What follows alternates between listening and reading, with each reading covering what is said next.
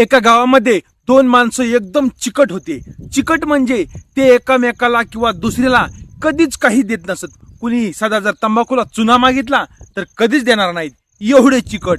आणि त्यांना काही दिवसांनी एक एक मुलगा झाला. ते मुलं पण तेवढेच चिकट. त्या दोघांचीच दोस्ती पण असायची चिकट असल्यामुळं. एक जण म्हणतो माझा मुलगा पण माझ्यावरच गेलाय चिकटाईला, एकदम चिकट आहे तो पण.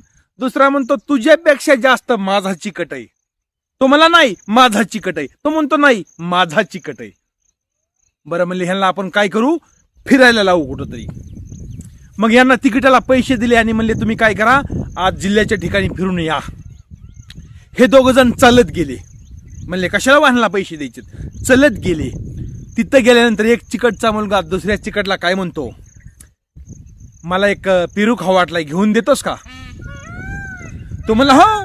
लगेच खिशातली डायरी काढली, त्याच्यावर एक पेरूचं चित्र काढलं आणि त्याच्याकडे डायरीचं पान फाडून दिलं. म्हणला खा. लगेच तो म्हणतो आता मी तुला पेरू दिलाय, तू मला काहीतरी दी. काय देऊ सांग? त्याला वाटलं आता याचा पेन जास्त उडाला पाहिजे, हा पण मला डायरीवर लिहूनच देणार आहे, याचा पेन जास्त उडाला पाहिजे. तो म्हणला तू काय कर, मला टरबूज खायला दे. मग त्या दुसऱ्यानं मी काय केलं, हे घे तुला टरबूज, असा मोठा येडा हाताने घेतला. हे घे तुला टरबूज. तो म्हणला याचं तर काहीच उडालं नाही. मग ते दोघांचे दोन मुलं घरी आले. मग एक जणाच्या बापानं विचारलं तुझ्या मित्राला तू काय दिलंस खायला? काय नाही, त्यानं मला पेरू मागितला आणि मी डायरीचं पान फाडलं, त्याच्यावरती पेरूचं चित्र काढलं आणि दिलं, धर खा म्हणला. वाह हुशार आहेस म्हणला, एकदम माझ्यापेक्षा जास्त चिकट आहेस. लगेच दुसऱ्याचा बाप म्हणतो तू काय दिलंस त्याला? म्हणला टरबूज. कसं? हे घे तुला टरबूज असं म्हणलो मी.